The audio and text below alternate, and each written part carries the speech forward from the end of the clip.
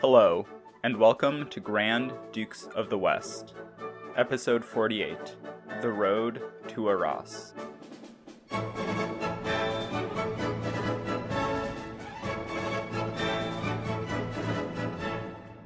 In the autumn of 1431, Cardinal Niccolo Albergati arrived at the court of Charles VII. Albergati was a seasoned diplomat on a mission from the Pope to finally make peace between Burgundy, England, and France, and put an end to the 100 Years' War. Now, this was easier said than done, something which the Cardinal knew from first-hand experience. This was not Albergati's first mission to France, and in fact he had tried to broker a peace back in 1422, but to no avail. However, 1431 was a very different time from 1422. The last time Niccolo Albergati was in France, Henry V was still alive, the English were advancing while the French fell back, and the memory of the murder of John the Fearless was still fresh. But now, almost a decade later, Henry V was gone, and fortune's wheel had turned. Now, that's not to say that the French were about to decisively win the war, but the English successes of the early 1420s were certainly in the rearview mirror, and doubts were emerging about the ability of the Lancastrians to defeat Charles VII, even among the Lancastrian leadership. But the biggest change was the Burgundian attitude. Philip the Good was now thoroughly convinced that his allies were just unable to win the 100 Years' War, and the sheer cost of the war was pushing Burgundy's finances to the limit. The Duke could not keep up the fight forever, and he could either make peace with the Valois king now, or have it forced on him later. He did not like the idea of accepting his father's murderer as the King of France, but John the Fearless was now long in the grave, and Philip was prepared to come to terms with Charles. The Duke of Burgundy had long been trying to extricate himself from the 100 Years' War, as we've seen in the many truces of the 1420s, and as his reservations about the war grew, his diplomatic efforts redoubled. In the early 1430s, he presented two options to his allies. They could either commit to the war on a new level, raise soldiers, raise taxes, and take the fight to Charles VII, or they could make peace. Meanwhile, Philip was already in talks with Charles, and a new truce was agreed to, but its implementation left a lot to be desired. The truce did relieve the acute pressure which Burgundy was under, but it was not a true peace, and warfare on the borders continued. Tensions certainly remained high between France and Burgundy, and a peace deal would take a lot of work. But the half-hearted implementation of the truce convinced the Duke that peace was necessary, more so than it was impossible. So, while the last time Niccolo Albergati was on his peace mission, none of the major players seemed particularly interested in a deal. Now, the Duke of Burgundy was the key to making peace. Although the Lancastrian and Valois courts were really no more willing to make peace with each other now than they were in 1422, a Burgundian accommodation with the court of Charles VII had the potential to force the English to the table. And really, forcing the English to the table was Albergati's goal. The papacy had long been skeptical of the English claim to the French throne, even at the high tide of Lancastrian success in France. And now, the unofficial stance of the papacy was that the English claim was totally illegitimate, and a just peace would require them abandoning that claim. As an agent of the papacy, Albergati shared this perspective, and if the English could have afforded to ignore his diplomatic efforts, they would have. But with the Duke of Burgundy so eager for peace, they had to at least appear to take his mediation seriously, or the rift between England and Burgundy would only grow wider. Unfortunately for the English, the secondary aim of the Cardinal's mission was to cleave Burgundy from the English. This aim was not publicized, but the Pope had written to Philip the Good urging him to make a separate peace with France a few years earlier, so it wasn't exactly hidden either. The English were thus forced into a damned if you do, damned if you don't situation. To ignore the peace talks would alienate the Duke of Burgundy, but to encourage them would only make it easier for their enemy to seduce him. So, when Albergati met with the court of Charles VII, he was received warmly. But when he then traveled to Rouen to meet with the Lancastrians, the Cardinal got a much cooler reception. With the three principal actors agreeing to take part in negotiations, Burgundy enthusiastically, France happily, and England reluctantly, Cardinal Albergati began organizing a peace conference, which was set to open in Auxerre, in the northwest corner of the two Burgundies, in the summer of 1432. In the end, the conference wouldn't open until the winter, as the English were delaying and delaying. The French and Burgundians had arrived in Auxerre months earlier, and fed up with all the delays, Albergati encouraged them to begin negotiating a separate peace. The French delegation was willing to negotiate directly with the Burgundians. In fact, that was their goal this whole time. But the Burgundians were still not quite ready to abandon their allies. Still, though, word of the goings-on at Auxerre reached the English, and they realized that delaying for too long would cost them more political capital than attending. But considering the fact that neither the French nor the English were really interested in negotiating with each other, it should not be a surprise that once the Auxerre Peace Conference actually opened, it was dominated by unreasonable demands and attempts to placate the Burgundian delegation from both sides. Neither the French nor the English were willing to give up their claim to the crown, nor were they willing to cede any territory to each other. In fact, the English delegation rejected the idea of a permanent peace outright, and instead wanted to negotiate a truce until Henry VI could come of age, or at least just for a few years.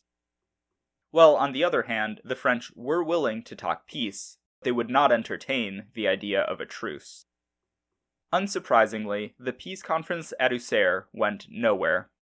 Demands flew back and forth, only to be ignored by the other side, and increasingly, the delegates began paying more attention to the ongoing military operations that were occurring alongside the peace conference. The conference thus broke up without accomplishing anything. At this point, Albergati threw up his hands and declared that the Burgundians were the only ones truly interested in peace. But he was not willing to give up on his mission. The Cardinal spent the next few months bouncing between the Valois, Lancastrian, and Burgundian courts trying to arrange another conference. Both the English and the French were picky about their choice of venue, but Albergati was able to forge a compromise. The English and French delegations would be installed in towns held by their respective governments about a dozen miles from each other on opposite banks of the Seine, while Albergati stationed himself on an island between the two. Most of the negotiations would consist of Albergati and his team traveling between the two camps relaying demands, but occasionally both the English and French would send delegates to meet in the middle. And the Seine Conference was no more productive than Auxerre had been. The negotiations basically ended before they could begin, and while Albergati and the Burgundians were keen to arrange some sort of deal, both the English and the French were non-committal. After a few months of back and forth where few things of substance were discussed, the English withdrew from the conference and began a new offensive. The failure of the Seine Conference prompted Albergati to reach out to the Council of Basel for help. As we explored back in episode 45, Pope Eugenius and the Council of Basel were embroiled in a bitter power dispute throughout basically the entirety of the 1430s. And while late 1433 was the period where relations between the two were the least hostile, the fact that Cardinal Albergati, a papal legate, was willing to invite the Council of Basel to assist him in the peacemaking process points to how desperate Albergati was. Now, if you remember our discussion on the Council of Basel from episode 45, you'll know that the two words that I would use to describe the council are petty and drama. And so, it should not surprise you to hear that the Council's attempts to broker a settlement between England and France could be boiled down to petty disputes and diplomatic posturing. To begin with, the Council sent a delegation to meet with Charles VII, but not with the Burgundians nor with the English, an early indication of the bias of Basel. The Council of Basel was mostly dominated by French clerics, and almost all of those French clerics acknowledged the Valois claim to the French crown, rather than the Lancastrian claim. And hurting the English standing even more was the fact that there was no official English delegation at Basel at this point, because it had left in protest earlier in 1433. Although the council itself was ardently pro-Valois, the Duke of Burgundy did get his allies to send another delegation to Basel. But of course, when the English arrived, they immediately provoked outrage by referring to Henry VI as the King of England and France. And in all honesty, the English delegation did little else of importance while they were there, apart from getting into a dispute with the Castilian delegation over their order of precedence, much like the dispute between the Burgundian and electoral delegations. The English delegation ended up leaving the Council of Basel again in mid-1435, and in the time they were present at the council, little had been done to secure peace in France. When the English withdrew, it was up to the Burgundians to defend Henry's claim to the French throne, as none of the other delegations accepted it. However, by mid-1435, the Burgundian delegation at Basel had given up trying to assert the Lancastrian claim to France. And in fact, they had avoided referring to Henry VI as the King of France since 1434. It was a sign of the times. The Duke of Burgundy was exhausted with the war, with his conflict with the Valois king, and with the conduct of his allies. The Lancastrian claim to France, which had seemed so promising in 1420, was by 1434 a diplomatic embarrassment, which only served to isolate England on the European stage. Another sign of the fraying alliance between the houses of Lancaster and Burgundy was the decline of the wool trade across the English Channel. Although the origins of this slump have more to do with medieval understandings of commerce than tensions between England and Burgundy. As we explored so many times, the cost of the 100 Years' War was a major drain on England's finances, and so in 1429, Parliament passed a series of acts known as the Calais Ordinances in an attempt to raise more money from the cloth trade. The big problem that the English Parliament was trying to solve was the flow of precious metals out of the country, due to the fact that many merchants were paying for English wool with coins that had been debased, or had less precious metal when compared to English coin. Gresham's law states that bad money drives out good, or in this case, since the wool could be purchased with either debased or non-debased coins, it was cheaper for the purchaser to use debased coins. So, while the wool trade was still very profitable for England, it seemed that a lot of potential money was being lost due to the widespread use of low-quality coins. In order to squeeze more out of the wool trade, the Calais Ordinances re-emphasized the Calais staple, or the fact that all wool exported from England must be sent to Calais before it could go elsewhere on the continent, and added that all wool purchased at Calais must be purchased with raw bullion rather than with silver coin. Furthermore, the Calais Ordinances allowed the merchants of the staple greater latitude in setting the price of their wool, and prevented English wool from being purchased on credit. Now, it was this last point which proved to be the most consequential. As we explored a little in our supplemental episode on the Rapondi, late medieval commerce really relied on credit, as merchants rarely had the money available on hand to pay for goods in full. Subsequently, the combination of higher prices resulting from the cartel behavior encouraged by the Calais Ordinances and its ban on credit meant that all of a sudden, many merchants could no longer afford to buy English wool, and many of those who could no longer judged it to be worth the price demanded. Over the next few years, English wool exports were more or less cut in half. Spanish and Scottish wool did supplement the declining English wool, but these years were still quite rough for the clothiers of Flanders, and they were only made rougher by competition from English cloth. The rise of England's domestic cloth industry had begun to drive an economic wedge between England and Flanders, and the Calais Ordinances only deepened the rift. With wool exports falling, it was now cheaper to buy wool for cloth production in England, which made English cloth cheaper as Flemish cloth was growing more expensive due to rising wool prices on the continent.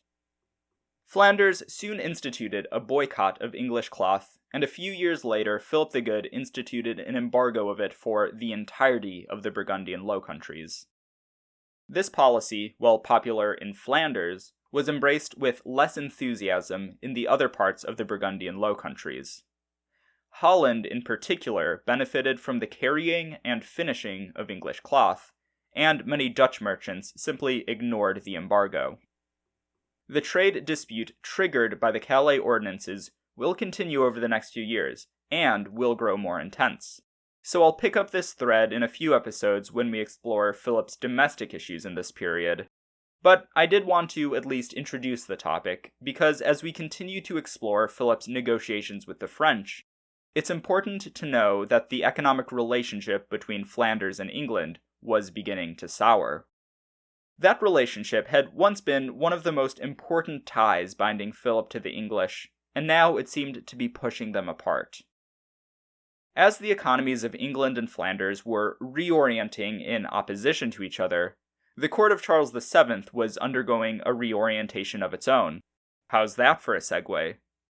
The origins of this reorientation lay in a dispute between the Dukes of Alençon and Brittany in early 1432.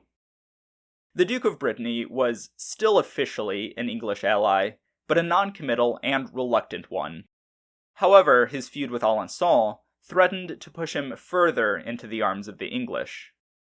The Angevins at court urged reconciliation between the dukes, but Georges de la Tremoille encouraged Alençon to double down and pushed Charles VII to back him.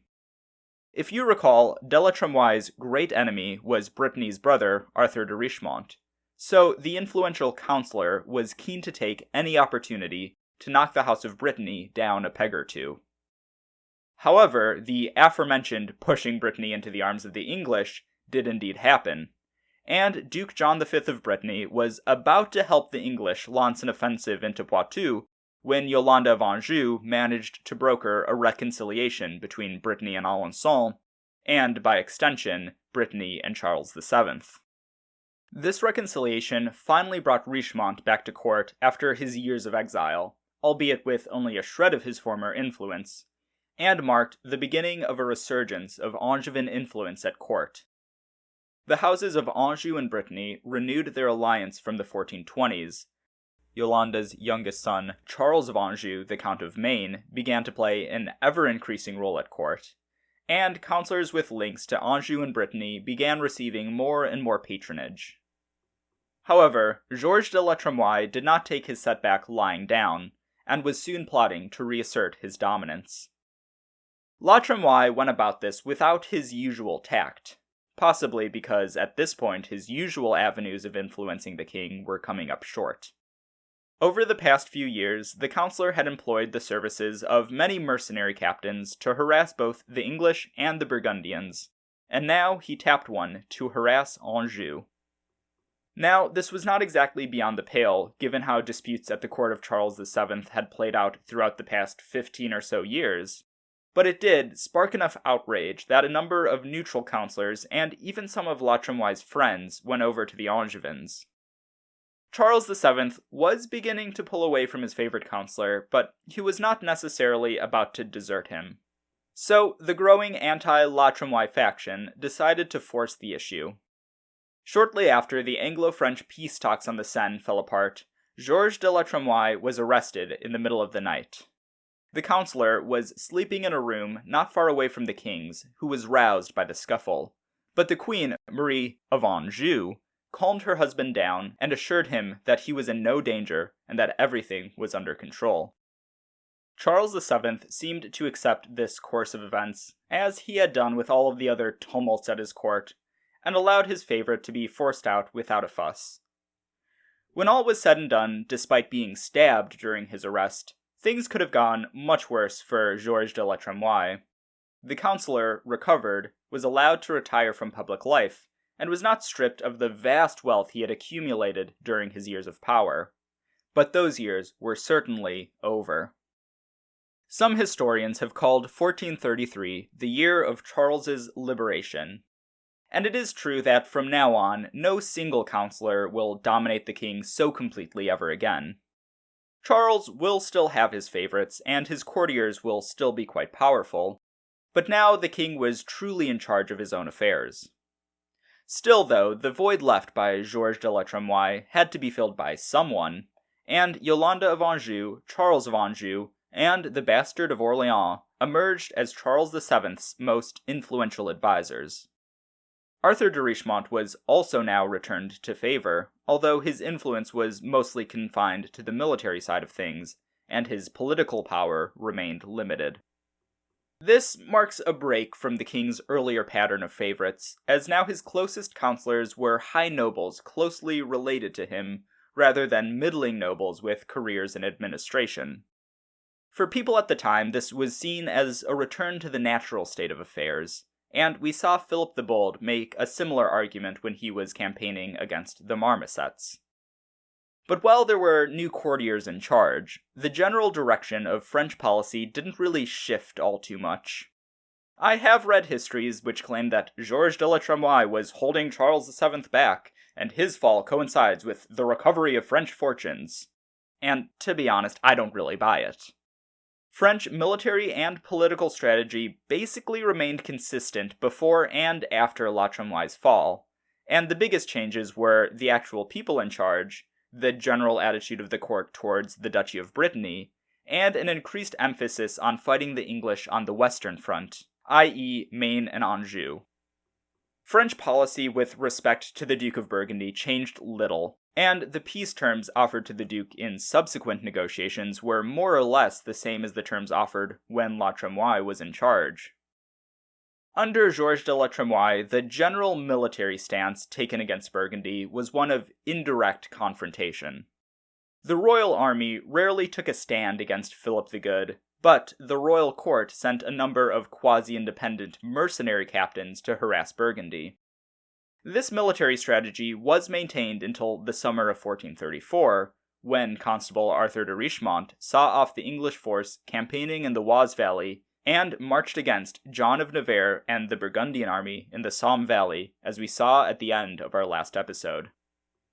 John of Navarre was outnumbered and was forced to retreat, and as he did, he left the Burgundian Netherlands unguarded. Richemont took the town of Am on the Somme and began to prepare for a major incursion into Philip's northern territories. The Duke was in the two Burgundies when he found out how the Somme campaign went, and the retreat of the English proved to be his final straw. Philip decided to reopen talks with the French, and this time his allies would not be invited. After a few weeks of negotiations, Richemont agreed to withdraw from Am, as well as many other places in Burgundian Picardy and Artois, which he and the French army had occupied. In exchange for his withdrawal, the Duke of Burgundy agreed to pay Richemont 50,000 gold saluts, a huge sum, but considerably less than the damage that the army could cause to the Duke's northern lands. However, these negotiations were not limited to Richemont agreeing to withdraw in exchange for a nice payout. A 6-month truce was agreed to covering the north, and while Burgundy had grown tired of truces in general, this one was made with the expressed intent of allowing for future negotiations to secure a more permanent peace in the coming months. As the terms of this agreement were being negotiated, Philip the Good was campaigning in the south against his brother-in-law, the Duke of Bourbon. Thus far, we've been referring to Charles of Bourbon as the Count of Clermont, but in early 1434 his father died, and he inherited the vast Bourbon lands. Charles of Bourbon had been at war with Burgundy since 1430, when he had been nominated as Charles VII's lieutenant in the region. But Bourbon was not only acting as a royal agent, he was also acting as a member of a rival regional house. Bourbon had taken the fight to Burgundy and occupied parts of the county of Charolais and the Mâconnais on the southern flank of the duchy. The fight was bitter, and it wasn't until late 1434 that Philip finally pushed Bourbon's forces out of his southern territories and took the fight into the Bourbonnais territory of Beaujeu. Once Charles of Bourbon realized that his plans of territorial aggrandizement were going nowhere, he decided that it was time to make peace with his brother-in-law. Towards the end of the year, a southern truce was established, and, along with the northern one made a few months earlier, Philip's territories were finally at peace again. Both the southern and northern truces were made with the intention of allowing for a permanent peace to be negotiated. And so, in early 1435, another peace conference opened in Nevers. The Nevers conference was first and foremost a family affair, as both Charles of Bourbon and Arthur de Richemont were married to sisters of Philip the Good. But a separate delegation from Charles VII, led by his chancellor Renaud de Chartres, was also present. Notably not present was the Duke of Bedford, a former brother-in-law of the Duke of Burgundy, or any sort of English delegation. The conference at Nevers had none of the hostility present at the previous conferences of the past few years, and in fact, the atmosphere was jovial. Philip the Good was overjoyed to see his sister Agnes again after so many years apart, and just as much time was spent partying as negotiating. A Burgundian knight, seeing how his master so gleefully fraternized with his supposed enemies, remarked, quote, "We are very foolish to risk our bodies and souls at the will of princes and great lords, who, when they please, make up their quarrels, while we, oftentimes, remain poor and in distress." It was an apt observation. But while the friendly atmosphere may have been disrespectful to those who had suffered in the war, it did help the peace process along. The first matter of business was establishing peace between Burgundy and Bourbon.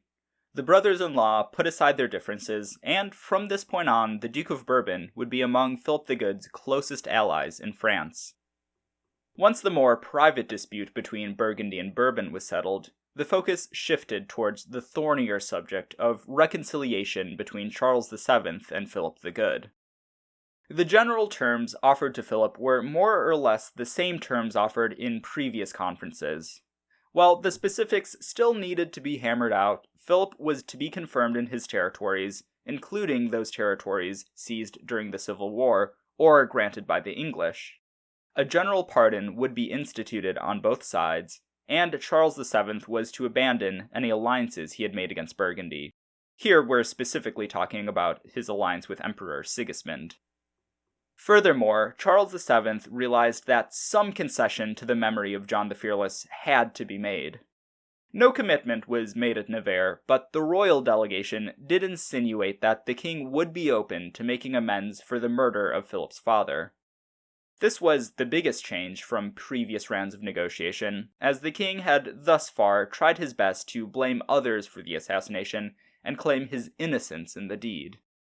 Again, nothing was firmly established here, but just the fact that the royal delegation was willing to concede on this point went a long way with Philip. But, as productive as the negotiations at Nevers were, they did not result in the peace that the French had hoped for. Philip the Good, well fed up with the war, was still hesitant to abandon his allies. The Duke of Burgundy decided that he would give the English one more chance to make peace alongside him. He demanded that the French attend another peace conference where they would make, quote, reasonable offers to the English, and Philip would do his best to get his allies to agree to them. If the English accepted these offers, then great, the 100 Years' War would be over at year 98. But if they didn't at least show up and try to negotiate in good faith, Philip would reconsider his reluctance to forge a separate peace. The conference was to be held at Arras and open on July 1st, 1435. Arras was chosen to appease the English. It was close to Calais and relatively insulated from the French parts of France. Charles VII and his men would have preferred a location further south, but Philip wanted to make sure that the English would attend, given their certain reluctance to do so. Therefore, the location could not be another point of contention with them. As the peace conference at Nevers broke up, the Duke of Burgundy relayed the invitation to the Congress of Arras to his allies, as well as the threat of a separate peace if they chose not to attend. The English were outraged when they received this invitation/threat from Philip, but the Duke's ambassador to England, Hugh de Lannoy, put it simply. The Treaty of Troyes had been signed with the intent of securing peace in France, and by that metric it was a colossal failure. The Anglo-Burgundian alliance was in no position to win the war, and to continue the fight would only delay the inevitable and continue to spread death and destruction. Lannoy's speech did little to sway the English position, but they did realize that avoiding the conference at Arras would be the death of their alliance with Burgundy. Also invited to the peace conference was Cardinal Niccolo Albergati, as well as a delegation from the Council of Basel. Albergati would resume his role as mediator, and began preparing for yet another peace conference.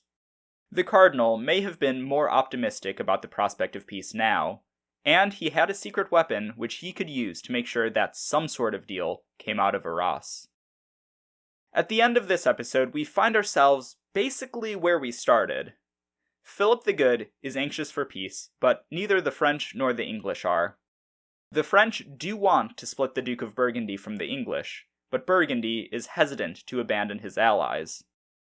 However, things are also different now in 1435 than they were in 1431. Philip the Good has just about reached his breaking point with his allies, and the productive talks at the Nevers Peace Conference have convinced him that if the English won't make peace now, they will never do so willingly.